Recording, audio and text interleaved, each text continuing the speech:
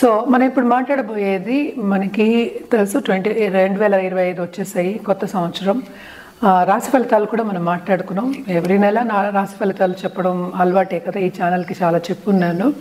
ఇప్పుడు major event 2025లో ఒకటి జరగబోతోంది. అంటే 6 ప్లానెట్స్ మనకి ఒక చోట ఒక హౌస్లో ఉండబోతున్నాయి. అంటే ఏ రోజు ఏమిటి అనేది మాట్లాడదాము. ఇది ఎక్కడ జరుగుతోంది అంటే మీనంలో జరుగుతోంది.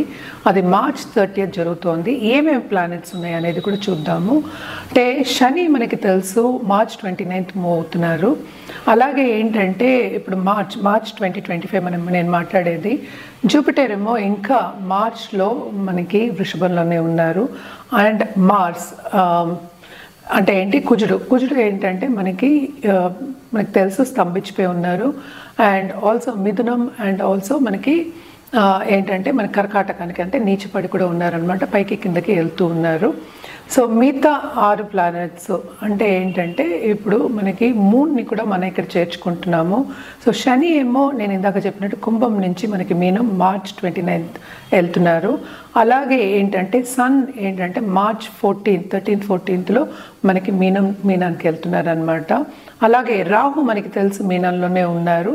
అలాగే ఏంటంటే మూన్ కూడా ఈరోజు అందులోనే ఉండబోతున్నారు అనమాట. అలాగే వీనస్ కూడా మనకి తెలుసు ఇప్పుడు మీనంలోకి వస్తున్నారనమాట, especially March 30th. And also బుధుడు కూడా ఇదే రాశిలో మార్చ్ 30th ఉంటున్నారు. మనకి తెలుసు చంద్రుడు 2 రోజులకు ఒకసారి మారుతూ ఉంటారు కనుక ఇది ఒక 2 రోజుల వరకే, 2 రోజులు 3 రోజుల వరకే 6 కూటమి జరిగిపోతుంది. 6 ప్లానెట్స్ లేకపోతే 5 ప్లానెట్స్ కూటమి అంటే ఒక మంత్ వరకు ఉంటుంది. దీన్ని బట్టి ఏంటంటే మిగతా రాసుల వారికి ఎలా ఉంటుంది, ఏ రాసుల వారికి ఎలా ఉంటుందో మనం మాట్లాడబోతున్నాము. ఫస్ట్ ఏంటంటే మనకు చెప్పాల్సింది, ఎప్పటికైనా సరే మిశ్రమ ఫలితాలు మనం ఎక్కువ చెప్తూ ఉంటాము. అంటే ఏంటంటే కొన్ని విషయాల్లో బాగుంటాయి, కొన్ని విషయాల్లో బాగుండకపోవచ్చు. అలాగే అన్ని రాసులకి బాగుండాలని లేదు కదా. సో ఏమేమి రాశికి చాలా బాగుందో మనం చూద్దాము. మీనానికి బాగుంటుంది, మేషానికి బాగుంటుంది, అలాగే ఏంటంటే మిథునానికి బాగుంటుంది, అలాగే ధనుర్కి బాగుంది అని చెప్పాలన్నమాట. అండ్ ఆల్సో ఏంటంటే కర్కాటకానికి బాగుంటుంది ఈ కూటమి మూలాన్ని. ఎప్పటికైనా 2 గ్రహాలు కలిసినప్పుడు మనం ఏంటంటే యోగం అని మాట్లాడుతూ ఉంటాం. అది రాజయోగం అవ్వచ్చు, అవయోగం కూడా అవ్వచ్చు అనమాట. సో ఎవరికి ఏ రాశి వాళ్ళకి రాజయోగం ఉంది, ఏ రాశి వాళ్ళకి కొంచెం తక్కువ ఉంది, ఏ రాశి వాళ్ళకి మిశ్ర ఫలితాలు ఉన్నాయనేది చూద్దాం.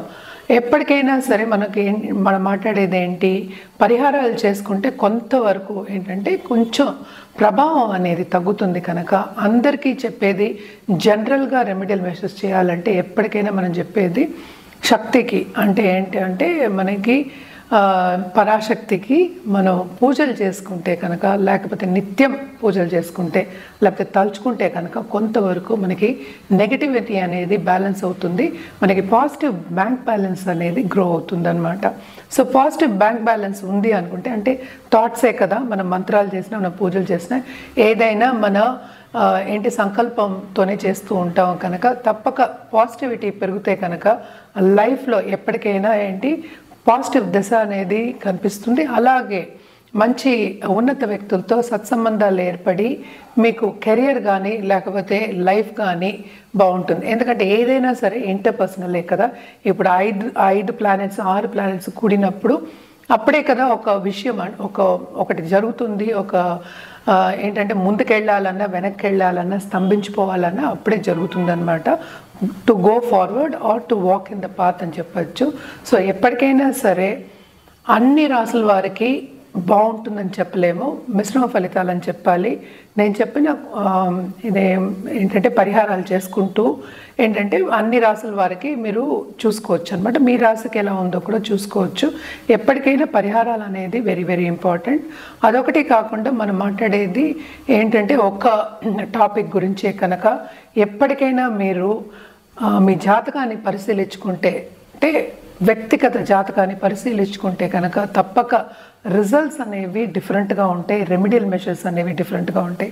ఏదైనా సరే మన జాతకం పట్టే, మనం పుట్టిన తేదీ, మనకి టైము, ప్లేస్ ఆఫ్ బర్త్ అవన్నీ మార్చలేము కనుక మీ జాతకం చూసి మీకు పరిహారాలు ఇవ్వడం కానీ, లేకపోతే ఏ గ్రహాలకి ఏ పరిహారం చేయాలి, ఎలా కంట్రోల్ చేయాలి, లేకపోతే ఒక జాతిరత్నం వేసుకోవాలన్నా కానీ మీ వ్యక్తిగత జాతకం చూపించుకోవడం మంచిది. తులారాశి వాళ్ళ గురించి మనం మాట్లాడుకోవాలి అంటే ఈ కూటమి మూలాన్ని అంత బాగుండదు, మిశ్రమ ఫలితాలే ఘోషిస్తున్నాయి.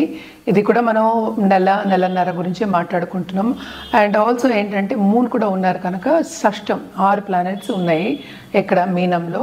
సో 6th అయింది కనుక తప్పక ఏంటంటే వీళ్ళకి కొంతవరకు ఇబ్బందులు పడే ఒక ఛాన్స్ కింద మనం చెప్పుకోవాలి.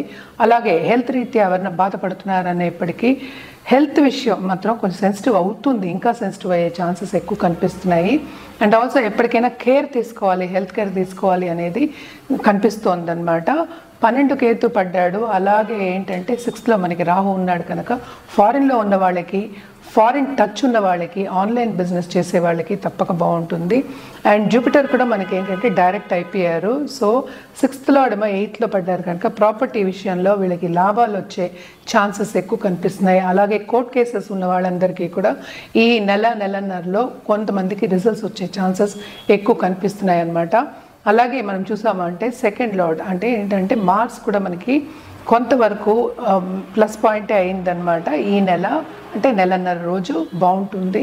అంటే ఏంటి కెరియర్ డెవలప్మెంట్ కూడా బాగుంటుంది, ప్రమోషన్స్ వచ్చే ఛాన్సెస్ కూడా వీళ్ళకి కనిపిస్తున్నాయి, సూచనలు కనిపిస్తున్నాయి.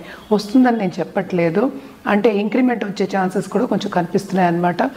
కొంతవరకు బాగుంటుంది, కొంతవరకు అంత బాగుండదు. ఎస్పెషల్లీ దాంపత్య జీవితంలో ఎడబాటు వచ్చే ఛాన్సెస్ ఎక్కువ కనిపిస్తున్నాయి అన్నమాట. సో జాగ్రత్తగా చూసుకోండి, ఎందుకంటే మిస్అండర్స్టాండింగ్స్ ఎక్కువ అని అనిపిస్తున్నాయి.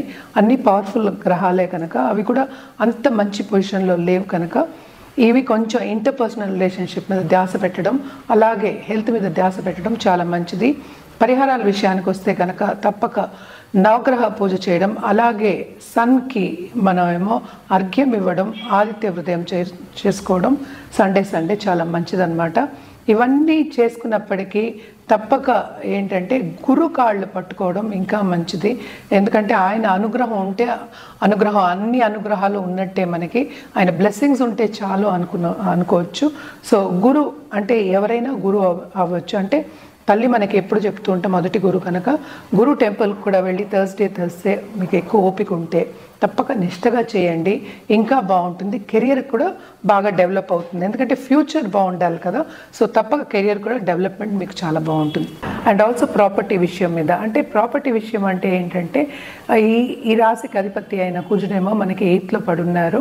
సో ఈ కూటమి మూలాన్ని ప్లస్ ఉంది, అట్ ద సేమ్ టైం కొన్ని మైనసెస్ కూడా కనిపిస్తున్నాయి కనుక హెల్త్ విషయంలో కొంచెం జాగ్రత్త పడాలి. అలాగే దాంపత్య జీవితంలో కొంత అనుకూల పరిస్థితి అనేది నెలకొంటుందన్నమాట.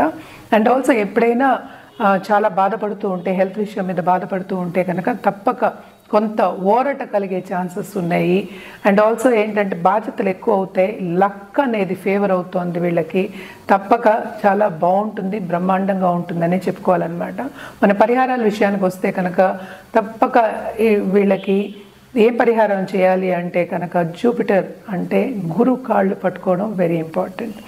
అంటే సోమవారం మనం శివ పూజలు చేసిన శివాలయంకి వెళ్ళి నిష్టగా పూజ చేసుకుని ఒక సంకల్పంతో పూజ చేసుకుంటే ఇంకా బాగుంటుంది.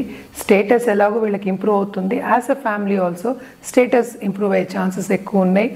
గవర్నమెంట్తో కానీ లేకపోతే ఉన్నత వ్యక్తులతో కానీ సత్సంబంధాలు ఏర్పడి ఇంకా మీకు అంటే కెరియర్ డెవలప్మెంట్ కానీ మీరు చేసే పనిలో కానీ ఉన్నత స్థాయికి వచ్చే ఛాన్సెస్ కనిపిస్తున్నాయి. మంచి డెవలప్మెంట్ పీరియడ్ అనే చెప్పుకోవాలి ఈ పీరియడ్.